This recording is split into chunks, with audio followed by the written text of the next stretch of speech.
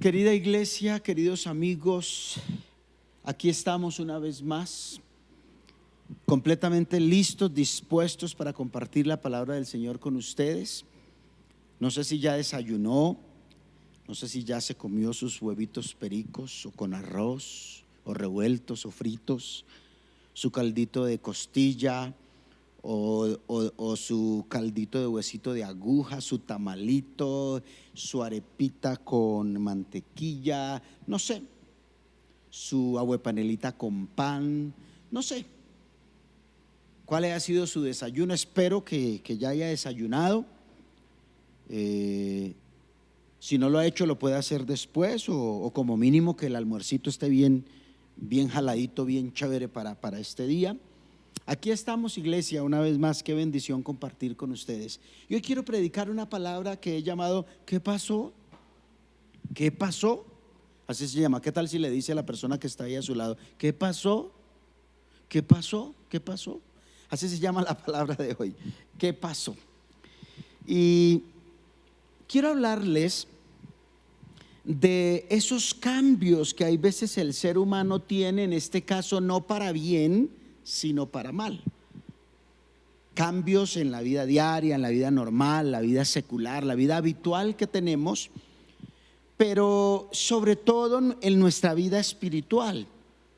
Insisto, tiene que ver con todos los cambios para mal del ser humano, de las familias, pero también quiero que nos concentremos en la vida espiritual de cada uno de nosotros, en la vida espiritual de nuestra familia, en la vida espiritual de la iglesia, o en su vida espiritual, no sé, que haya personas de pronto que no asistan a la iglesia y consideren que tienen algún nivel de vida espiritual, algún nivel de espiritualidad. Entonces quiero que pensemos en esa vida espiritual y cómo hay veces esa vida espiritual o esos comportamientos cambian, pero insisto, en este caso para mal. El ser humano hay veces cambia para mal. El ser humano hay veces tiene unos cambios de comportamiento que hay veces uno no sabe explicar. Y entonces es como yo lo quiero expresar hoy, ¿no? Y entonces uno se encuentra en situaciones con las personas y hasta con uno mismo, que uno dice: ¿y qué pasó? ¿Qué pasó? ¿Sí? ¿Qué sucedió? Y algunas veces es como hasta inexplicable eso. Y quiero que veamos un pasaje bíblico en el libro del profeta Isaías, en el capítulo 1, desde el verso número 21 en adelante. Y quiero arrancar con el verso número 21. No olviden, Isaías 1, verso número 21, dice: miren cómo Jerusalén, que antes era tan fiel, se ha convertido en una prostituta. Miren cómo Jerusalén, ahora acuérdese que Jerusalén es la ciudad de Dios, ¿sí? Acuérdese que Jerusalén es la ciudad que siempre se ha denominado la ciudad de Dios. Es la gran Sión que habla la Biblia. Sí, hay veces cuando leemos salmos que dicen: Sión es el lugar de gozo, que yo canto por ahí a ratos. No, es el lugar de canción. Sión es la morada del Señor. Esa Sión es considerada la ciudad de Dios, donde está el Rey de Dios, muy conocido sobre todo en David, ¿sí? Es la ciudad donde está el templo de Jerusalén, es la ciudad donde habita Dios, es la ciudad donde la gloria de Dios se manifiesta. Así es de que usted puede pensar en su propia vida. Esa Sión es equivalente también a su vida como templo y morada ahora del Espíritu Santo. Puede ser también esa Sión su casa, su familia. Puede ser esa Sión también la iglesia como tal. Y entonces dice: miren cómo Jerusalén, que antes era tan fiel, se ha convertido en una prostituta. Y entonces, en primer lugar, yo le pregunto: ¿qué pasó con tu fidelidad?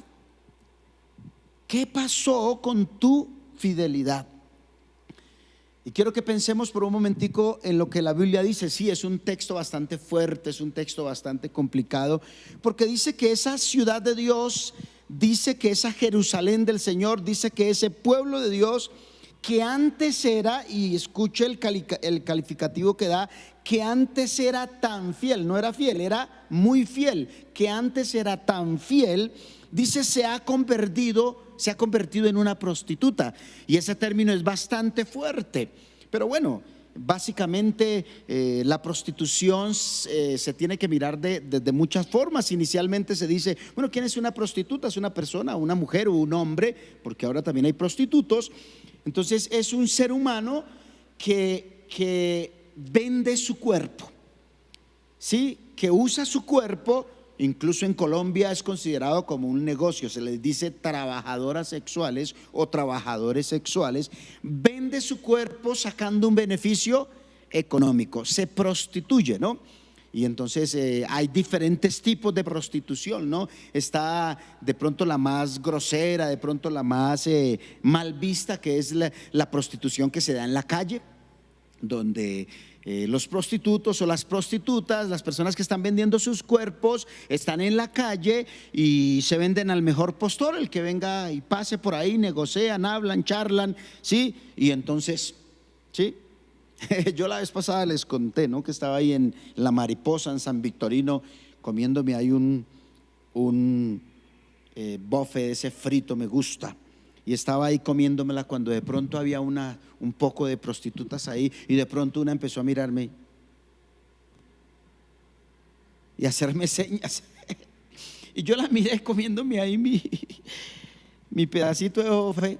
Yo la miré y le dije, y ella me levantó también la mano y dijo, ah, es esta.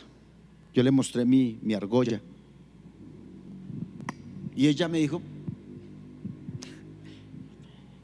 y ya. O sea, eso es una prostitución, la más, digamos, popular, que es la de la calle, donde usted pasa por ahí, se le ofrecen, usted la busca y paga un dinero por digamos, por un beneficio sexual. Hay otros tipos de prostituciones de más niveles, lugares donde usted va, no es en la calle, son en lugares muy privados, muy secretos. Hay lugares de prostitución de alta sociedad, donde eso es por allá, mejor dicho, de estrato 6, de estrato 8, bueno, de todo tipo de prostitución hay. Pero en la Biblia la prostitución no solamente se muestra, o cuando usted lee en la Biblia prostitución, o cuando usted lee en la Biblia que mi pueblo se ha prostituido, no necesariamente la Biblia habla solo de esa prostitución de vender su cuerpo, sino que en la Biblia prostituirse tiene que ver también con la fe. Cuando el Señor dice este pueblo se ha prostituido, también está diciendo que su pueblo ha desviado su fe, que su pueblo ha sido infiel, que su pueblo se ha ido tras dioses paganos, que su pueblo ha abandonado a su Dios para irse tras el mundo, tras el pecado o tras otros dioses. Igual el término es fuerte, pero yo quiero que no lo veamos solamente como el término de prostitución callejera que estoy yo describiendo, o no solamente como la prostitución de cambiar su cuerpo o vender su cuerpo por un beneficio económico, sino que lo veamos en términos espirituales. Cuando el Señor dice, mi pueblo Jerusalén antes era tan fiel y se ha convertido en una prostituta, lo que está diciendo, mi pueblo era bastante fiel, mi pueblo era bastante moral, mi pueblo tenía solo ojos para mí, mi pueblo me amaba, mi pueblo me servía, mi pueblo me adoraba, mi pueblo traía sus ofrendas, mi pueblo siempre estaba conmigo, mi pueblo cumplía mi propósito, mi pueblo atendía a mi palabra. Pero ahora dice, ¿qué pasó? Porque ahora se prostituyó, o sea, se desvió, cambió su rumbo, ya no es obediente, ya no adora, ya dejó de ser fiel, ya dejó de ser comprometido, ya no me ama como antes, ya no me adora como antes, ya dejó la casa de Dios como antes, ya no lee la Biblia, ya no ora, ya no ayuna, ya no me sirve, ya no cumple mi propósito. Y se prostituyó con el mundo, se prostituyó con el pecado. Me dejó a mí, dice Dios, para irse tras el pecado. Me dejó a mí para irse tras el mundo. Me dejó a mí como su camino de vida y de salvación, y se fue y se vendió al mejor postor. Y el mejor postor puede ser su televisor viendo pornografía. El mejor postor puede ser simplemente que usted se olvidó de Dios, ¿sí? Dejó los caminos del Señor. El mejor postor puede ser entrar en un ambiente de mundo, volver a ser, si usted era muy grosero, muy vulgar y ahora no decía groserías, pero volvió a las groserías, volvió, no sé, el mejor postor puede ser el trago, el mejor postor puede ser el vicio, el mejor postor puede ser simplemente dejarse llevar por la infidelidad, no sé. Yo sé que el Espíritu de Dios siempre está ahí para hablarnos y para mostrarnos. Así es de que la pregunta del Señor para nosotros hoy es: ¿qué pasó con tu fidelidad? Y déjenme decirle que como pastor es una de las cosas que como pastor uno más sufre. Yo como pastor les puedo hablar a ustedes tantas veces que he dicho: ¿y qué pasó? ¿Qué pasó con el hermanito tal? ¿Qué pasó con la jovencita tal? ¿Qué pasó con el jovencito tal? ¿Qué pasó con el ministerio tal? ¿Qué pasó con el líder tal? ¿Qué pasó? Si era tan fiel, si era tan juicioso, si era tan comprometido, si amaba tanto a Dios, si era tan espiritual, y ahora lo desconozco. Porque, hermanos, yo he tenido que ver a tantos que antes eran tan fieles como Jerusalén y verlos completamente en el mundo, verlos completamente revolcándose, y la palabra es muy fuerte, pero revolcándose en el pecado. La Biblia también dice, y insisto, son términos fuertes, pero la Biblia dice: es como el perro que vuelve a su vómito, ¿sí? Y eso es lo que el Señor pregunta hoy. ¿Qué pasó con tu fidelidad si tú eras muy fiel? ¿Qué pasó que se prostituyó, se vendió, ¿sí?, al mejor postor? Si me cambiaste por otros dioses, si me dejaste por el mundo, por el pecado, ¿qué pasó? ¿Qué sucedió? Y pienso mucho en la experiencia de hogar y en la experiencia de familia cuando hay infidelidad, ¿no? Cuando una esposa aterrada llora y dice: ¿qué pasó, pastor? Yo no sé qué pasó. Mi esposo era un hombre fiel, mi esposo era un hombre muy consagrado a mí, a mi familia, mi esposo era un excelente padre, ¿sí? Y yo no sé qué pasó, se fue con otra. Si era tan fiel, si era tan juicioso, si era tan de la casa, y se fue, ¿sí? O esposos que como yo también hemos tenido que decir: ¿qué pasó? ¿Qué pasó? Esposos que dicen: mi esposa era tan juiciosa, me amaba tanto, era tan de hogar, era tan de la casa, mi esposa era tan buena madre, mi esposa era una mujer de Dios que oraba, que ayunaba, mi esposo me llevaba a la iglesia, mi esposa me llevaba a la iglesia, mi esposa era una mujer que oraba por mí, mi esposa era una mujer espectacular, y yo no sé qué pasó. Eso es lo que el Señor nos está preguntando: ¿qué pasó con tu fidelidad?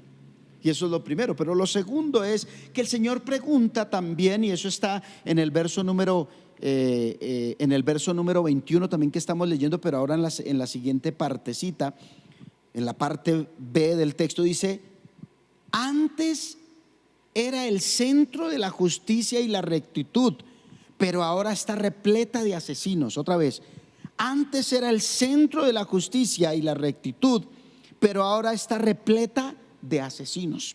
Ahora, no olviden que el Señor está hablando de su ciudad, está hablando de su amada Jerusalén, está hablando del lugar donde está el templo de Jerusalén, está el lugar que se ha llamado teológicamente la ciudad de Dios, donde gobierna el Rey de Dios.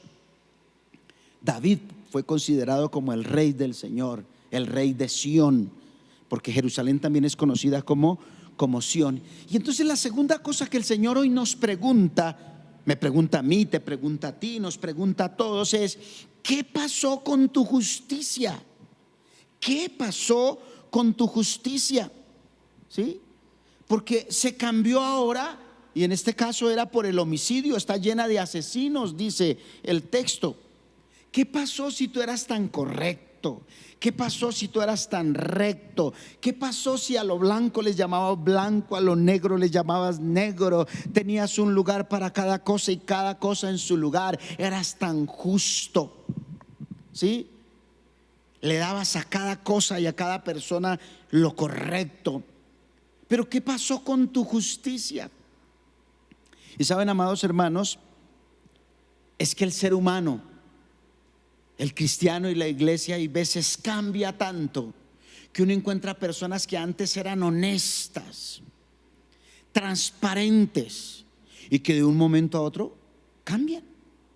Sí, cambian y se vuelven personas injustas.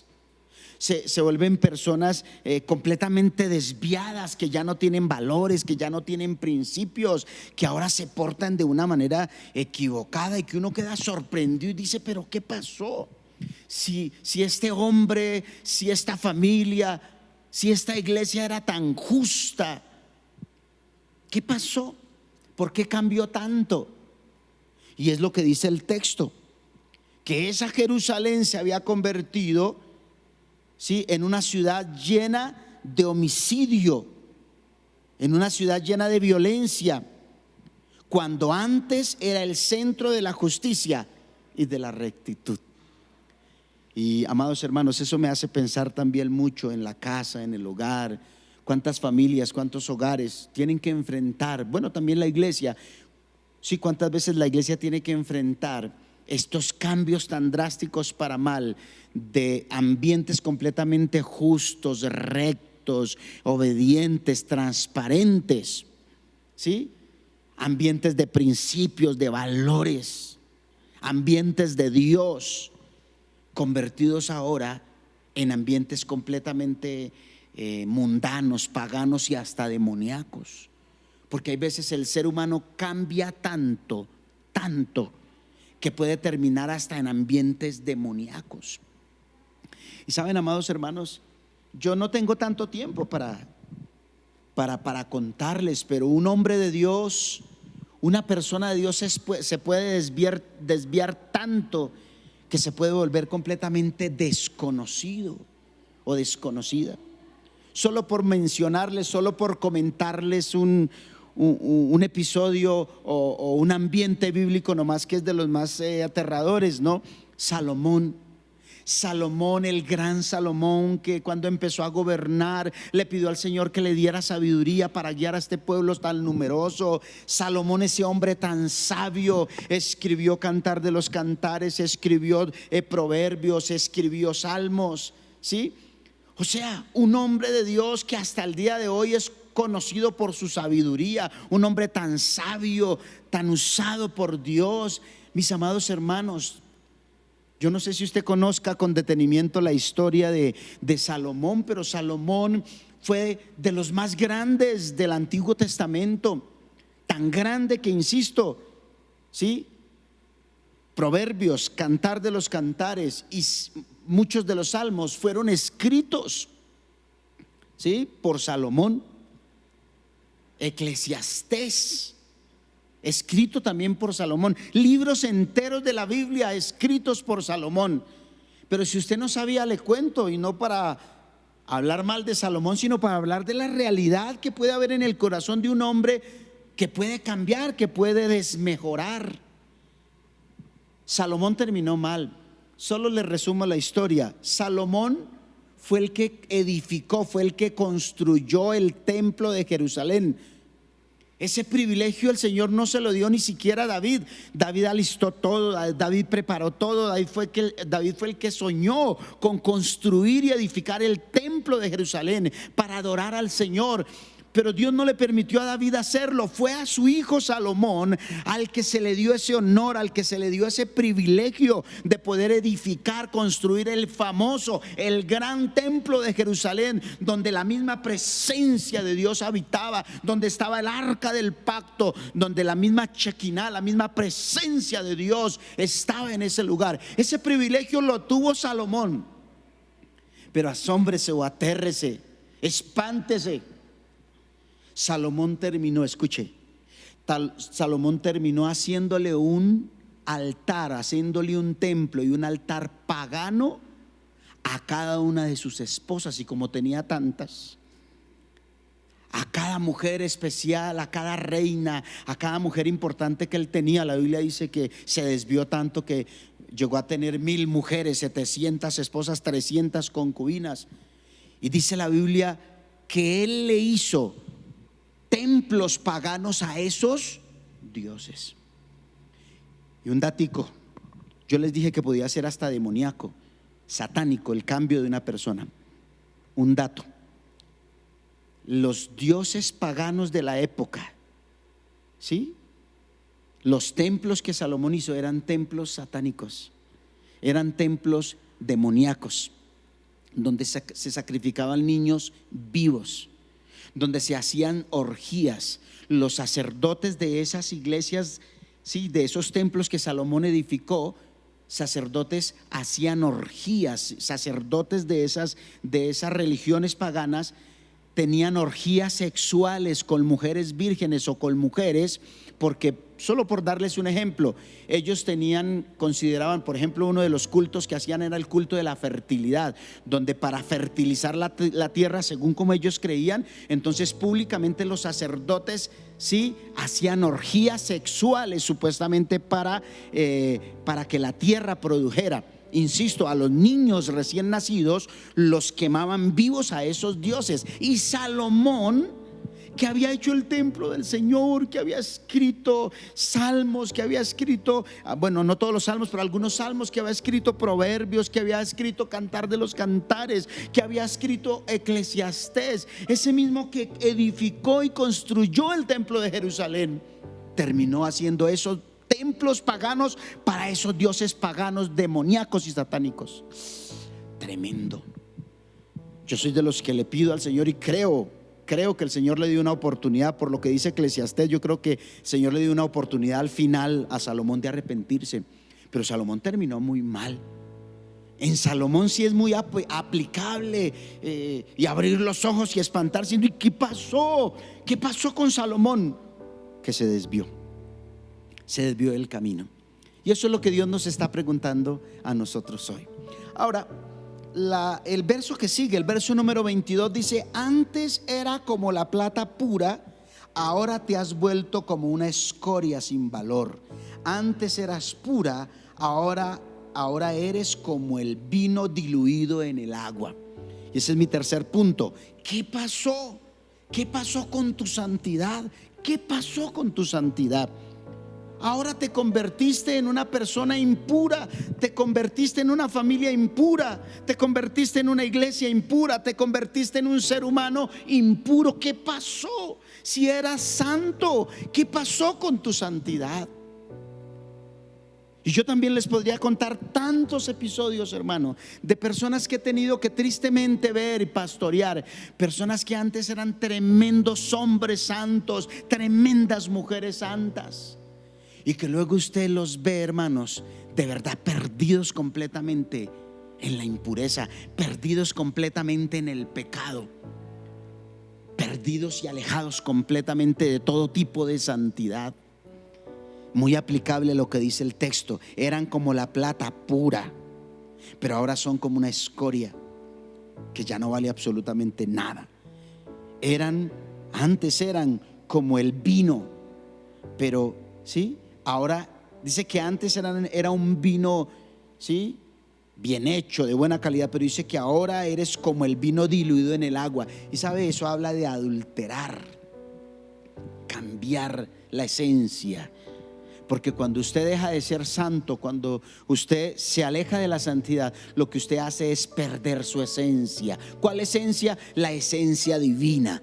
porque Dios es santo. Y por eso la Biblia dice: sed santos porque yo, Jehová tu Dios, soy santo. Cuando una persona ha caminado en santidad, cuando una persona está completamente consagrada a Dios, cuando una persona realmente vive y se parece a Dios, vive y se parece al Señor, esa persona entra a vivir en el diseño de Dios, en el diseño divino. ¿Cuál es el diseño de Dios? ¿Cuál es el diseño divino? Que el Señor nos creó a su imagen y semejanza. Eso se perdió por el pecado, pero luego el Señor envió a su Hijo Jesucristo para que a través de la obra de Cristo en el Calvario, por los méritos de nuestro Señor Jesucristo, nosotros nos rindiéramos a sus pies para volver al diseño original, para recuperar nuestra esencia, para volver a ser como Dios.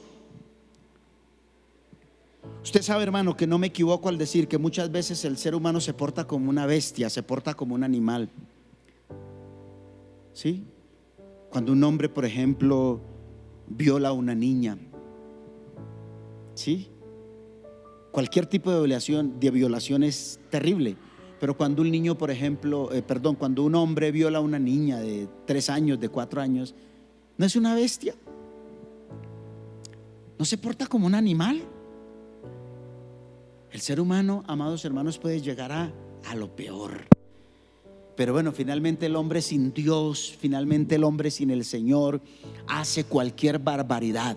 Pero lo que estamos diciendo aquí es seres de Dios, personas de Dios, la gran Jerusalén, ¿sí? Los hijos de Dios, el templo del Señor que somos nosotros, el pueblo de Dios, que era fiel, que era justo y que era santo, pero que ahora yo no sé qué pasó, pero está completamente desconocido, está completamente perdido. Y quienes conocieron esa fidelidad, esa justicia, esa santidad, quienes conocieron a esas personas completamente conectadas con el Señor, están completamente asombrados y aterrados de cómo esas personas volvieron a sus andanzas y ahora peor. Eso es lo que el Señor está diciendo. Eso significa la pregunta: ¿qué pasó? ¿Qué pasó? Y quiero redondear mi prédica en esta hora leyendo el verso número 24. El verso número 24 dice: por lo tanto el Señor de los ejércitos celestiales, el poderoso de Israel, dice: me vengaré de mis enemigos y a mis adversarios les daré su merecido. Escuche: me vengaré de mis enemigos y a mis adversarios les daré su merecido. El Señor dice: el que no está conmigo, contra mí es. El Señor dice: el que no recoge conmigo, desparrama. ¿Sí? Si no estás con el Señor, entonces estás con el maligno. Si no eres hijo de Dios, eres hijo del diablo. No hay término medio. Acuérdense que ya hemos hablado de eso. ¿Sí? Solo está el camino ancho o el camino angosto. Solo está la puerta estrecha o el camino ancho. O la puerta ancha.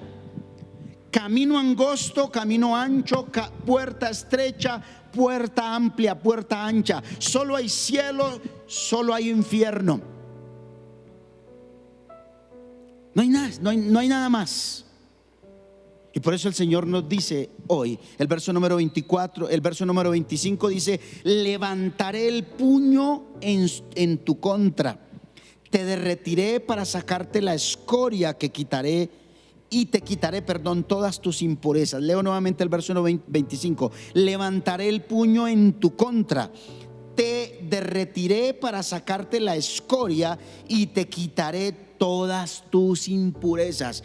Está hablando prácticamente de la plata, que ya leímos antes. Para purificar la plata hay que fundirla, y cuando la plata se derrite, entonces la escoria, las impurezas quedan a un lado y la plata se junta, se aparta de esa escoria. Bueno, eso es lo que el Señor está diciendo: te voy a meter en el crisol, te voy a meter en el fuego, te voy a derretir, te voy a derretir porque te amo, porque te quiero, porque quiero que vuelvas a la fidelidad, que vuelvas a la justicia, que vuelvas a la santidad. Te voy a derretir como a la plata, te voy a derretir como al oro, te voy a derretir como a los metales preciosos, para quitarte la impureza, para quitarte la escoria, para quitarte lo que no sirve.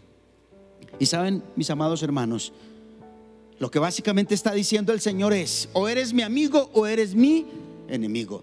Dice un pastor amigo que el peor enemigo que puede tener un ser humano es Dios. Dice: si su enemigo es el diablo, Dios te defiende del diablo. Pero si tu enemigo es Dios, ¿quién te puede defender de Dios? Y es lo que está diciendo el texto. Si no vuelves al camino, entonces eres mi enemigo. Y si eres mi enemigo, te conviertes en mi adversario, y entonces te vas a ver en problemas conmigo. Y hay una figura aquí que dice: voy a poner, te voy a dar tu totazo, te voy a dar un golpe en las narices, o te voy a derretir como la plata para purificarte. Ay, mis amados hermanos, ay, mis amados hermanos, queremos ser tratados. ¿Quieres ser tratado como hijo o quieres ser tratado como enemigo? Ay, Dios, tú decides. Tú decides. Si vuelves a la fidelidad, si vuelves a la justicia, si vuelves a la santidad, si haces amistad con Dios y te reconcilias con Dios, serás tratado como hijo y recibirás la recompensa y las bendiciones y la herencia como hijo. Pero si sigues, amados hermanos, perdido, si sigues desviado del camino, entonces el Señor dice que serás tratado no como hijo, sino como el enemigo de Dios. Y que Dios nos guarde. Por allá la palabra del Señor también dice: horrenda cosa es caer en manos de un Dios vivo. Horrenda cosa es caer en manos de un Dios vivo. Dios es amor, bendito sea el Señor. Pero Dios también es fuego consumidor, consumidor. Dios es un Dios que perdona, pero Dios también es un Dios de juicio. No podemos negar la palabra, no podemos negar lo que el Señor dice. ¿Qué pasó, mi hermano? Ojalá tú no seas uno de esos. Pero si eres de los que no sabemos qué te pasó, vuélvete al camino, vuélvete al sendero. Dios tiene un plan para ti. Dios te quiere dar una nueva oportunidad. Vamos, levántate, colócate en pie. Vamos a orar. Padre, en el nombre de Jesús, como siempre te agradezco por tu palabra, Señor. Primeramente, Señor, la recibo en mi corazón con temor y temblor. Y Padre, oro por mi casa, oro por mi familia, oro por nuestros líderes, oro por la iglesia, Señor, la nuestra y toda la iglesia en general, Señor. Oro por Colombia. Oro, Padre Celestial, para que tú tengas misericordia, pero oro también para que podamos entender hoy el mensaje y que a la respuesta que tú, y que a la pregunta que tú hoy nos has hecho, nosotros podamos darte una respuesta. Podamos decirte qué pasó con nuestra fidelidad, con nuestra justicia y con nuestra santidad, y que nos volvamos al camino, nos volvamos al sendero, Padre de la gloria, porque tú no quieres que nadie se condene, tú quieres que todos se salven. Tú no quieres traer juicio sobre nadie, solo tú quieres bendecirnos a todos. Pero Padre de la gloria, también eres justo y eres un Dios que siempre vas a orar con justicia, y a cada quien le dará, Señor, lo que merece, aunque siempre tu gracia estará. Pero Padre de la gloria, insisto, como ya lo dije, yo prefiero y quiero que todos seamos tratados como hijos y no como enemigos. Gracias por tu palabra. En el nombre del Padre, del Hijo y del Espíritu Santo. Amén.